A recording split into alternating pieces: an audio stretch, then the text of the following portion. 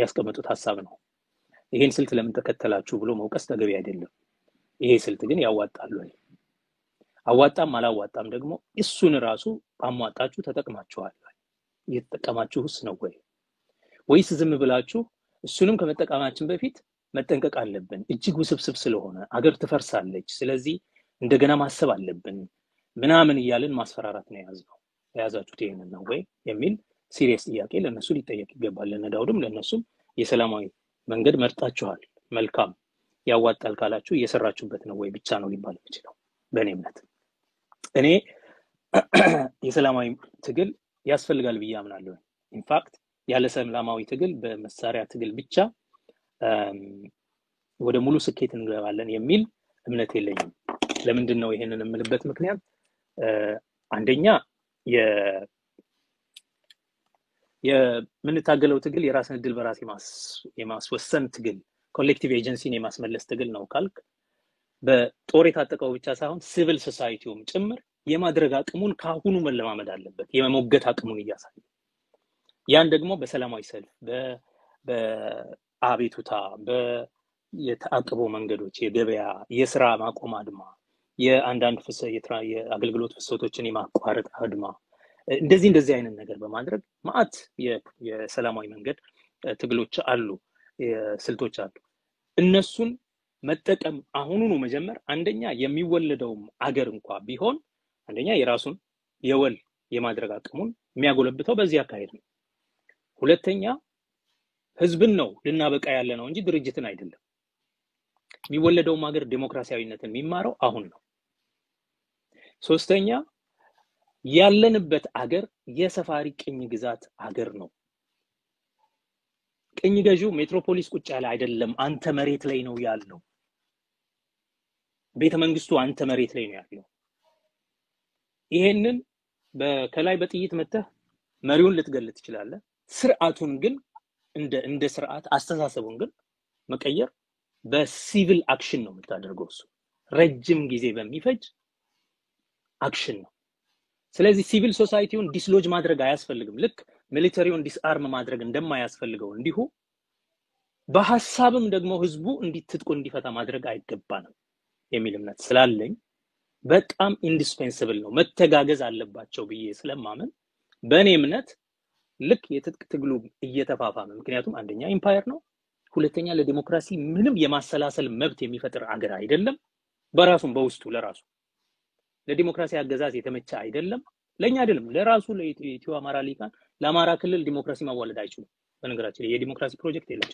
እኛ አለን ለነሱ ከፈለጉ ይሄን በደንብ በሙሉ ልብ መናገር ያስፈልጋል ለአማራ ክልል ዲሞክራሲያዊ ፍትሃዊ አገር ለማድረግ የሚንቀሳቀስ የኢትዮ አማራ ሊቅ አይተን አናውቅም ለድንበር ተሻጋሪ ጥቅም ፍለጋ በሐረር በድሬዳዋ በአሰላ በጎባ ያለውን የአማራ ተወላጅ እየቀሰቀሱ ኦሮሞን ማሰደብ ኦሮሞን ማስገደል እያስታጠቁ ማዝመት ነው ያዙት አሁን የአማራ ፓርቲዎች ተብለው ያሉት ቤተ መንግስትም ያሉት አብን ምናምን የሚባሉት በሌላ ቦታ ከአማራ ክልል ውጪ ያሉ ህዝቦችን አንዳንዴ እውነተኛ ችግሮች አንዳንዴ ኢማጂንድ የሆኑ ችግሮችን ማኒፑሌት በማድረግ ነው የፖለቲካ ህልውናቸውን የገነቡት እንጂ የአማራ ክልል አማራ ያለበትን የዲሞክራሲ የፍትህ የልማት ጥያቄዎች ለመመለስ ብለው ተናግረው ፕሮግራምም ሰርተው አያውቁም በተውሶም ቢሆን በአዴን ይሰራ ነበር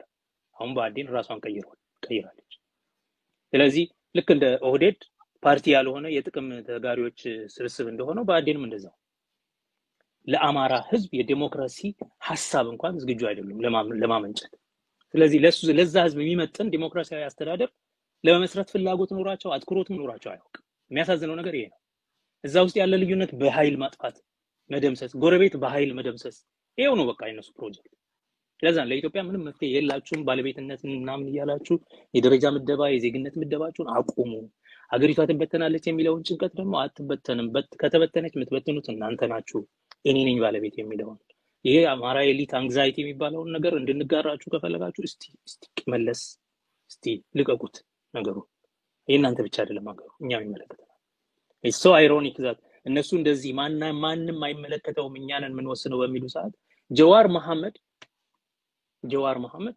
ከተበተነች እኛ ላይ ነው የምትፈርሰው ምናምን ብሎ ይጨነቃል። ይሄ ሁሉ ጊዜም የነበረው አይሮኒ ነው። የኢትዮጵያ ሁሌ ስለ ሀገሪቷ የሚጨነቅ ኦሮሞ ነው። ባለቤት ነን ባዮቹ አይደሉ። ይሄ በጣም የሚገርም አይሮኒ ነው። but you can go through the historical records ሪፍሬኑ ይሄ ነው። አዝማቹ የዛ የኢትዮጵያ ታሪክ አዝማች ኦሮሞ ነው። ሁሌ እስቲ መለስ እንበል እንጠንቀቅ ምናምን የሚለው ናው። ስለዚህ በስልት ደረጃ የሰላማዊ ትግል በጣም አስፈላጊ ነው ብዬ አምናለሁ እኔ ለዲሞክራሲ ግንባታ ለሚወለደው ሀገር ዲሞክራሲያዊ ስርዓት መገንባት ለህዝቡ የራሱን የማድረግ አቅም የመጠቀም መብት ሲባል እንደዚሁም የሰፋሪ ቅኝ ግዛት ሀገር ስለሆነ ሰፊ የአእምሮ ዲኮሎናይዜሽን ስራ መሰራት ስላለበት ሲቪል ሶሳይቲ የበለጠ ኢምፓወር መደረግ ስላለበት ሲቪክ አክሽን ሲቪል አክሽን መበርታት አለበት ብዬ ስለማምን አይ ቲንክ ይሄ ኢምፖርታንት ነው። ሚውቹዋሊ ኤክስክሉሲቭ አይደሉም። በጣም ተደጋጋፊ ኢንፋክት በጣም ኢንዲስፔንሰብሊ አብረው መሄድ ያለባቸው ናቸው። ናው ይሄ መንግስት በሰላማዊ መንገድ ለመታገል ስትል ዛሬማ ከታጠቀ በድሮን ሊፈጅ ይችላል የታወቀ ነው። ያ እንዳይሆን ደግሞ በጥይት የሚወጣብህን አንተን በኃይል እንድትመልሰው መታጠቅ ያስፈልጋል። እዚህ የኦሮሞ ድርጅቶች ብቻ ሳይሆን እንደ ህዝቡ መታጠቅ አለበት ወደሚል ቦታ ደርሻለሁ። አንድ ድርጅት ብቻ በመሳሪያ የሚታጠቅ አይደለም የሚታገል አይደለም። ጉዳዩ በህልውና የመኖር ጉዳይ ነው። ቤትህ እየተንኳኳ ነው የምትገደለው። ስለዚህ እንደ ህዝቡ መታጠቅ አለበት። the right to bear arms እኔ ወቅስ ነበር በአሜሪካ ህገ መንግስት ውስጥ ያለውንና ሰዎች ስለ መሳሪያ መታጠቅ ወንጀል የሚያበረታ ነው እንጂ ምንም ጥቅም የለውም ነበር። አሁን በኢትዮጵያ ሁኔታ ግን የማየው ነገር ድሮ ሪፐብሊካን ቨርቹስ ለማዳበርም አሜሪካኖቹ እንደዚህ ያደርጉ ነበር። አካባቢያቸውን ኮሚኒቲ ሊበርቲ ለመጠበቅ ያስፈልጋል ምናምን የሚሉት ነገር አላቸው። እሱም በጣም ኮንሰርቫቲቭ አካሄድ ነው። ዝም ብሎ ወጋ አጥባቂነት ነው ነበር። ግን ነው አሁን የህልውና ጉዳይ እኛ በትግራይ በነበረው ጦርነት የታዘብነው በወሎ በነበረው የ4 አመት በተከታታይ የተደረጉ ዘመቻዎች የታዘብነው ህዝቡ ድርጅት አይደለም የወሎን ህዝብ በህይወት ዛሬ ያኖረው በስትንፋስ አትሊስት ህዝቡ በመታጠቁ ነው። ስለዚህ በትጥቅ መታገል እንደ ድርጅት ብቻ ሳይሆን ስልት ኢንፋክት ህዝቡን ማስታጠቅ አስፈላጊ ነው በዚህ ጊዜ። ምክንያቱም በአንድ በኩል የሲቪክ አክሽንም እንፈልጋለን ካልክ ያ ህዝብ ራሱን መከላከል የሚችልበት ደረጃ ላይ መድረስ አለበት። ከታጠቅ ትተከበራለህ። ከታጠቅ ወደ ሰላም ድርድርም የሚጠራል። ዝም ብለህ ወጥተህ እንደራደር ምናምን ብትል ለምን ብሎ ይደራደራል? ለምን በጥፊ መጥቶ አንተን ወደ እስር ቤት መጨመርና ማስወጣት ምናምን እስከቻለ ድረስ ለምን ብሎ ይደራደራል ካንተ ጋር? ስለዚህ ህዝቡ ከታጠቀ ግን ይሄ ዘመድ የለንም ኦሮሞ ምናምን የሚለው ፍርሃትም በሙሉ እነዚህ ማስፈራሪያዎች ከታጠቅና ከራስህ ላይ ጠላትህን ከገፋ ሁሉም ሰው አንተን በልመና እንዲያደራድር ይመጣል። ትግራይ ምሳሌ ነው። ትግራይ በቂ ምሳሌ። ማንንም ሰው እዛ አካባቢ መገንጠል ይኖር ምናምን የሚል ሰው የለም። ኢንፋክት እየጠሏቸው ነው የጀመሩት። እነዚህ ኮሚኒስቶች ናቸው የቀድሞ ስልጣን የነበራቸው ምናምን አሸንፈው ልክ አስገብተው ሲጨርሱ ግን በአደራዳሪ እየተላከ ነው የሚደራደር። እስቲ እንዲህ ብናደርግ እናንተ ምን ይመስላችኋል? ከበረታ ደጋፊም አደራዳሪም ተደራዳሪም አይጠፋም። ስለዚህ በርትቶ መገኘት ያስፈልጋል። ስለ ስልት ከዚህ በላይ ልናገር አልችልም። አመሰግናለሁ። መልካም በጣም አመሰግናለሁ። እንግዲህ የትግል ስልቱን ይሄን ያልካሉ ዶክተር ኢታና እንደማጠቃላይ ሐሳብ ያነሱልኛል። ምናልባት ዶክተር ጸጋዬም በዛው ላይ የሚጨምሩት ነገር ካለ ሰዓታችን በጣም ይሏል። በጣም አጭር ለማድረግ እንሞክራለን። የህዝቡ የትግል ስልት ወይ ደግሞ የህዝቡን ሐሳብ ስናይ የትግል ስልቱ ወዴት ያጋደለ ነው? አሁን ባለው ሁኔታ በተጨባጭ በምድር ላይ እያየን ባለው ሀገር ቤት ያለውን ህዝብ እናውቃለን ምን እያደረገ እንደሆነ፣ ውጭ ሀገር ያለውን ህዝብ እናውቃለን። በአጠቃላይ ህዝቡ ሐሳቡ ከየትኛው ትግል ጋር ነው የሚለውን ነገር ቢያነሱልኝና እንደማጠቃላይ የሚጨምሩበት ነገር ካለ ቢያነሱልኝ። ጥሩ እንግዲህ የህዝብ የትግል ስልት ምርጫ ወይ ደግሞ የትኛውን ትግል በደግፍ ነው የሚሻለኝ የሚለው አካሄድ ህዝቡ ካለበት ችግር አንፃር ነው የሚታየው። በክፍል 1 ውስጥም ዘርዘር አድርገን ለመመልከት እንደቻልነው በኦሮሚያ ውስጥ አሁን ያለው ችግር በጣም መጠነ ሰፊ የሆነ ችግር። አሁን ለምሳሌ በኦሮሞ የፖለቲካ አሰላለፍ ውስጥ የኦሮሞ ፖለቲካ ካምፕ ውስጥ ሚዛን የሚሆን ሐሳብ የፖለቲካ አጥሩን ለማወቅ ድንበሩ የቱ ጋር እንደሆነ ለማወቅ ምን እንደሆነ አንስተን ተናግረናል። አሁን ኦሮሚያ ውስጥ ያለው ተጨባጭ ችግር ግን በህይወት የመኖርና ያለ መኖር ጉዳይ ህዝቡ አትኖርም ተብሎ ዘመቻ ተከፍቶበት ነው ያለው። በምን በጦር አሁን ኦሮሚያ ውስጥ ያለው ጦርነት በታጠቁ ኃይሎች መካከል ብቻ አይደለም። ማለት የኦሮሞ ነጻነት ሰራዊትን አሸንፋለሁ ብሎ በዘመተው ታጣቂና ህዝቤን ነጻ አወጣለሁ ብሎ እየተዋጋ ካለው ከኦሮሞ ነጻነት ሰራዊት ጋር ብቻ አይደለም። ቅድም ክፍል 1 ትናንትና ክፍል 1 ውስጥ አንስተን ተናገርን። ህዝቡ ላይ ነው ያለው ዘመቻ። ህዝቡን ከቤት ውስጥ ጎትቶ ልጆቻችሁ ኦነግ ሆነዋል፣ በርግጥ እነሱ ሸኔ ነው የሚል ተብሎ እናትና አባት በር ላይ የሚገደሉበት ሁኔታ ነው ያለው ኦሮሚያ ውስጥ ዛሬ። መንግስት ነኝ ብሎ ራሱን የሚጠራ ታጣቂ ኃይል ህዝብን ከቦ ከቀዬው የሚነቅልበት፣ በጅምላ የሚገልበት፣ ማሳን የሚያቃጥልበት ከዚህ አንፃር ነው ከዚህ ችግር አንፃር ነው የሚታየው። አሁን የኦሮሞ ነጻነት ሰራዊት አባላትን ዛሬ አብዛኞቹን ብትጠይቃቸው ትናንትና ሰላማዊ ሰልፍ ሲወጡ የነበሩ በያደግ ጊዜ ሰላማዊ ሰልፍ ሲወጡ የነበሩ የሰላማዊ ትግል ማለት አንጻራዊ የሰላማዊ ትግል መንገድ ያዋጣናል ብሎ ሲያምኑ የነበሩ ወጣቶች ናቸው። ከዛ በኋላ ግን የነፍጠኛ ስርዓት ማዕከላዊ የሆነ የስልጣን ቦታን ሲቆጣጠር እነሱ ላይ ዘመቻ ሲከፍት መግደል ሲጀምር ማባረር ሲጀምር ወታደር ነው ይሆነው። ስለዚህ ህዝቡ ምንድነው የሚመርጠው ብለን ገና የምንነጋገርበት ጉዳይ አይደለም ማለት ነው። ህዝቡ የሚችለው እቀላቀላለሁ የሚለው የትኛው እንደሚያዋጣው በአደባባይም እየተናገረ ነው፣ በተግባርም እያሳየው ነው። ይሄ ማለት ግን የኦሮሞ ነጻነት ትግል ያለውን ነገር ሁሉ በአንድ ቅርጫት ውስጥ ቢያስቀምጥ ነው የሚሻለው ማለት አይደለም። አሁን የሰላማዊ መንገድ አሁንም ትርፍ አለው ብሎ እየተንቀሳቀሱ ያለው የፖለቲካ ኃይሎች አሉ፣ ሊደገፉ የሚገባል። ባሰቡበት ባመኑበት መንገድ እንዲታገሉ ህዝቡ እየጠየቀ ያለው ግን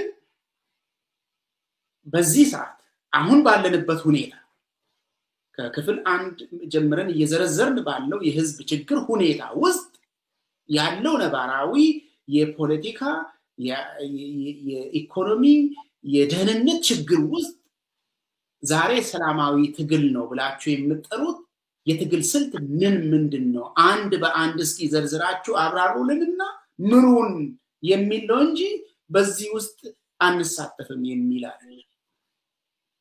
ህዝቡ እየጠየቀ ያለው ይሄ ነው። ብዙ ምሁራንም እያነሱ ያሉት ምንድነው ዛሬ ሰላማዊ ትግል የምትሉት የሚለው ነው እንጂ አይ ይሄ አይገባም የሚል አይደለም። እኛም በርቱ ነው የምንላቸው። ባመናችሁበት ስልት ታግላችሁ ህዝባችሁን አታግላችሁ ህዝባችሁን እርዱ። ወደ ዋናው ግብ የኦሮሞ ህዝብ ይሄ ግቤ ነው ብሎ ያስቀመጠውን ነገር እዛ ጋር እስኪደርስ ድረስ እናንተም ድርሻችሁን ተወጡ የሚል ነው እንጂ ሌላ ነገር አይደለም። እንደ ማጠቃለያ ማንሳት የምፈልገው ነገር ቢኖር ዛሬ እንግዲህ ካነሳናቸው ችግሮች አንፃር ካነሳናቸው የፖለቲካ አሰላለፍ አንፃር በኦሮሞ ፖለቲካ ካምፕ ውስጥ ምን እየተፈጸመ እንዳለ ምን አይነት ሐሳቦች እየተንሸራሸሩ እንዳለና ምን አይነት የትግል አካሄድ እየተካሄደ እንዳለም አንስተን አውርተናል።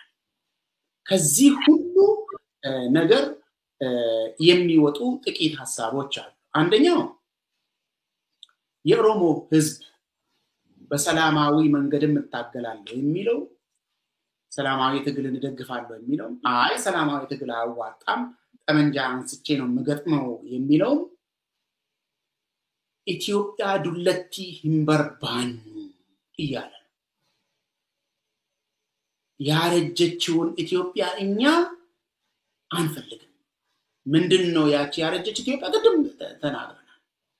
አንፈልግም። ከዚህ በኋላ የኦሮሞ ህዝብ ኢትዮጵያ ከሚባል ሐሳብ ጋር የሚታገልበት የሚያታግልበት የሚረዳበት የሚደማለት ቦታም ጊዜም የለውም።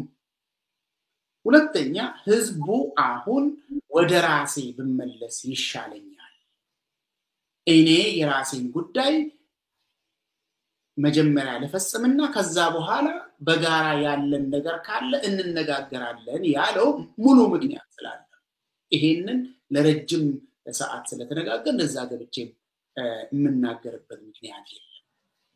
ስለዚህ የኦሮሞ ብሔራዊ ትግል አጋሮች፣ ዘመዶች፣ ጠላቶችም መንቀሳቀስ ያለባቸው ዛሬ እነኚህን አንኳር የሆኑ ሐሳቦችና እንቅስቃሴዎችን እይታ ውስጥ ባስገባ መልኩ ነው ለማለት ነው። ጨርሻለሁ። አመሰግናለሁ ዶክተር ኢታና። ዶክተር ጸጋዬ በቀጥታ ወርሶ ነው መጣው። ታታችን በጣም ረዝሟል። አሁን የትግሉ የነገ አቅጣጫ ምን ይመስላል የምትለዋን አጥር አድርገው ያስቀምጡልኝና ማለት ነገዋን በደንብ አጥር አድርገው ያስቀምጡልኝ ደስ ይለኛል። ሰዓታችን በጣም ስለሄደ ከዛ እንደማጠቃለያ አጥር አድርገው ቢያነሱልኝ ደስ ይለኛል። ይሄው መልካም። አይ ቲንክ ብዙ አቆይተናል። እንትን እስኪነጋ ድረስ ይዘናል። ህዝቡንም እንደዛው። አሁን ያለንበት ሁኔታ ቀደም ሲል እንደተናገርነው ጦርነት አለ፣ የሰብአዊነት ቀውስ አለ፣ ሰፊ የሰብአዊ መብት ጥሰት አለ፣ አገር የመታመሱ ሁኔታ አለ፣ የኢኮኖሚ ድቀት አለ፣ የፖለቲካ ድቀት አለ፣ የውድቀት አለ፣ ክራይሲስ ያልነው ቀውስ አለ፣ የደህንነት ቀውስ አለ፣ ሰው ወጥቶ መግባት የማይችልበት ቦታ ላይ ያለነው ብለናል። በኦሮሞ በኩል የከራረሙ የቆዩ ብዙ ጥያቄዎች አሉ። ጥያቄዎቹ የሚመልሳቸው መንግስት እና አገር እንደሌለ ግልጽ ሆኗል። አገሪቱ እንደ ሀገረ መንግስት ጤነኛ ሉዓላዊ ራሷን የቻለች አገር ነች ብሎ ለመናገር የማንችልበት ቦታ ላይ እንደደረሰን አሳይተናል በክፍል 1 ውይይታችን። የተነሱ የፖለቲካ ሐሳቦች አደረጃጀታቸው፣ አሰላለፋቸውና የሚጠቀሙትንም ስልት ለመቃኘት ሞክረናል። በዚህ ሁሉ ውስጥ የምናየው ነገር አሁን ካለን ችግር የመውጫው መንገድ ምንድነው የሚለው ጥያቄ ነው የቀረ። አሁን ካለው ችግር ተመራጭ የምንለውንም ስልት አስቀምጠናል። ነገር ግን ምንድነው የሚሻለው አሁን ኢሚዲየትሊ ፍለፊት ያለን በተጨባጭ ካለው ችግር የምንወጣበት መንገድ የሚል ነውና አንዳንድ ሰው ነገሮችን በጣም ቀላል ለማድረግ ይሞክር። በጣም ችግሩ የኢትዮጵያ ውስብስብ ነው ይልህና ኮምፕሊኬትድ ነው፣ መፍትሄው ግን ድርድር ነው ይላል። ይሄ ችግሩንም ማቅለል መፍትሄውንም ቀላል ማድረግ። ይሄን ያህል ከተወሳሰበማ ድርድር ነው በቃ በሰላም እንደራደር ብቻ ማለት ከተራ ስብከት ምንም አያልፍም። ስለዚህ እንደ መፍትሄው ውስብስብነት ለመፍትሄው እንደ መንስኤው ውስብስብነት መጠን ለችግሩ የሚመጥን መፍትሄን የማዘጋጀት ኃላፊነት የሁላችንም ይሆናል ማለት ነው። በኦሮሞ የትግል ሜዳ ውስጥ ያሉ ሊቃን፣ ምሁራን፣ አክቲቪስቶች በዋናነት መስራት ያለባቸው የሐሳብ ጥራትን ወደ አንድ ማምጣት፣ የትርክት ጥራትን ማግኘት፣ ሚዲያዎች፣ አክቲቪስቶች እናምን እነዚህ በየቀኑ መካከለኛ ወይም ትንንሽ የመከራከሪያ ነጥቦች ይያዙ ሲሰዳደቡ ስም ሲጠፋፉ ምናምን ከሚውሉ በቀር እኔ የከሌቲም ነኝ እኔ ከሌ ነኝ ከሌ ምናምን ይያሉ ከሚጣሉ ይልቅ ሐሳብ ማደራጀትና የትርክት ወጥነትን ማስቀመጥ አስፈላጊ ነው። አንኳር በሆኑ የግብ የዓላማና የማጠንጠኛ ጉዳዮች ላይ ደግሞ ፖለቲከኞችን ምሁራንን ጠርቶ ማወያየት የሐሳብ ንጥረት እንዲኖር ሐሳብ ነጥሮ ግልጽ ሆኖ እንዲለይ በሐሜትና በእንትና በሴራ ፖለቲካ ሳንተበተብ በግልጽ መጠየቅ ያለበት ጥያቄ ተጠይቆ በግልጽ የመልስ አቅጣጫ ተቀምጦ ለዛ የመልስ አቅጣጫ ደግሞ መልስ አቅጣጫው የመፍትሄ አቅጣጫ ያስቀመጠው ሰው ተጠያቂ የሚሆንበት ኃላፊነት የሚወስድበትን መንገድ ማመቻቸት መጀመር አለባቸው። ሚዲያዎች፣ አንቂዎች፣ የምሁራን ይሄንን ማድረግ አለባቸው። የሐሳብ ጥራት ያስፈልጋል።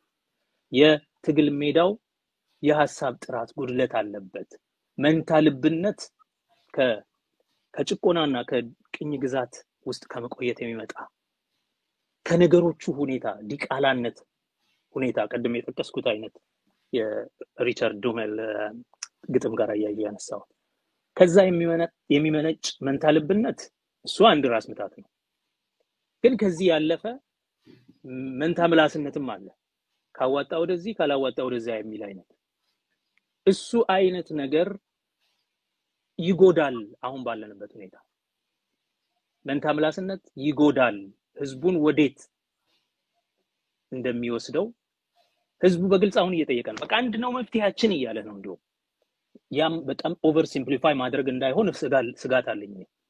ቀወይዱ መቱን ባሳ እኔ ይገባኛል ምን ማለት እንደሆነ እሱ ቀደም እንዳልኩት ህዝቡን መታጠቅ አለበት፣ ከራሱ ላይ መከላከል አለበት።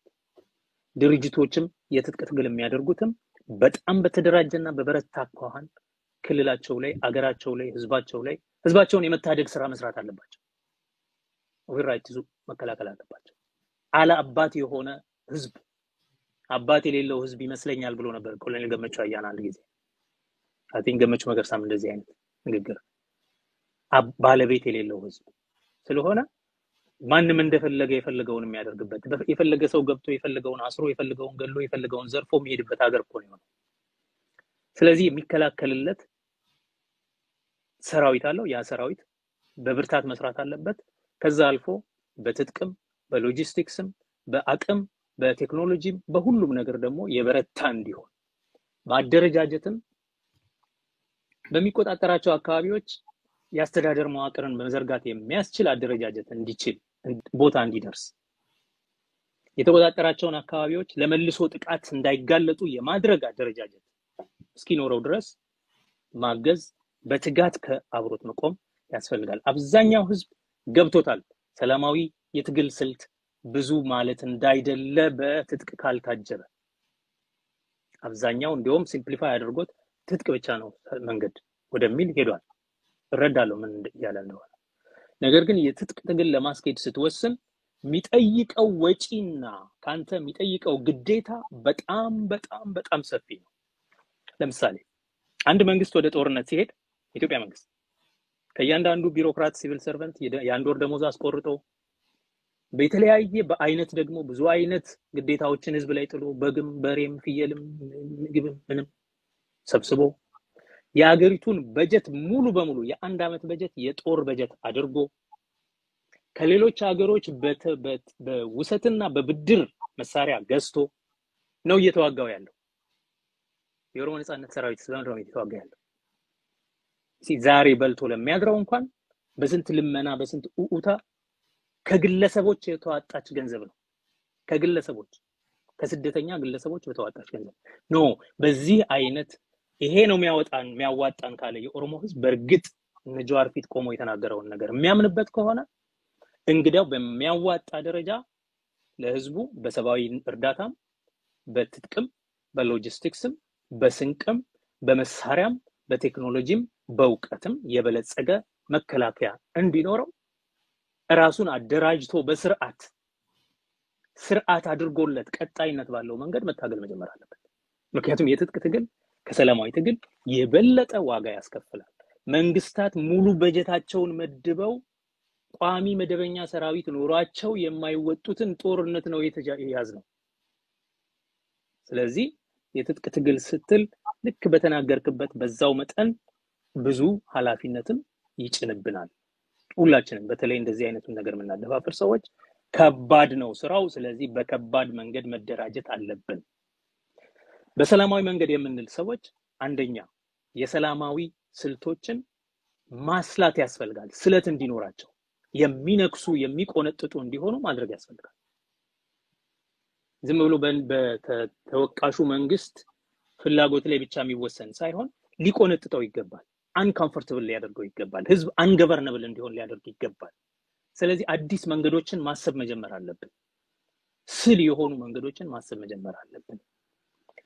እንደ ሰላማዊ ትግል ታጋዮች የህዝባቸውን የኢማጂኔሽን የነጻነትን ኢማጂኔሽን አሁን ኦሮሞ ውስጥ የጠፋው ነገር የነጻነት የነጻ አገር የመሆን ፍላጎትና ሐሳብ በፍርሃት የተሸበበ ነው ያስፈራዋል ነው ልታዋግ ከሌሎች ጋር ልታጣሉ ነው እንዴት እናደርጋለን ምናምን የሚል ነገር አለ የሚነሳ ግድ የለም የራስህን መብት ስትይዝ የሌላው ሰው መብት ላይ ልትሰምታለህ ማለት አይደለም ያንተን መብት ያልተቀበለ ደግሞ መጀመሪያውኑ ችግር ያለበት ስለዚህ ይሄን አይነት ፎግ ምንድነው ጭጋግ አለው ስለ ወደፊታችን ሲያስብ ኦሮሞ ከሐሳብ ጥራት ጉድለት የመነጨ ጭጋግ አለው ጭጋግ ደግሞ ያስፈራል ወይ ዘንባል ብሎ ይፈራል ይወርድብናል ውርጅብኝ ብሎ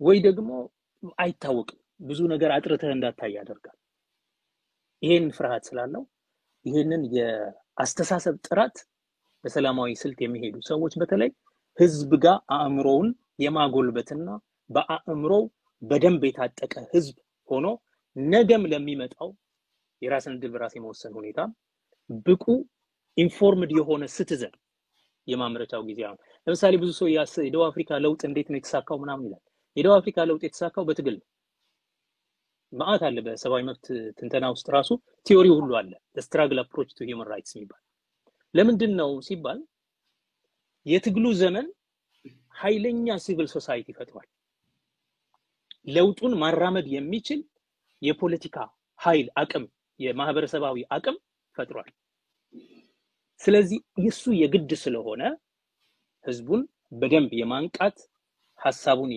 የማደራጀት በሐሳብ ዙሪያ ህዝብን የማደራጀት በሐሳብ ማስታጠቅ በትርክት የተዛባ ትርክት አንዱ ከሌላው ጋር የሚጣረስ ሳይሆን ወጥነት ያለው ትርክት የደቡብ አፍሪካ ኮሚኒስት ፓርቲ የደቡብ አፍሪካ ናሽናል ኮንግረስ ሁሉም እኮ ነበሩ ፓርቲዎቹ ዙሊንካ ታበዛ አካባቢው ላይ እና እነዚህ ሁሉ ግን ኮንትራዲክተሪ ኔሬቲቭ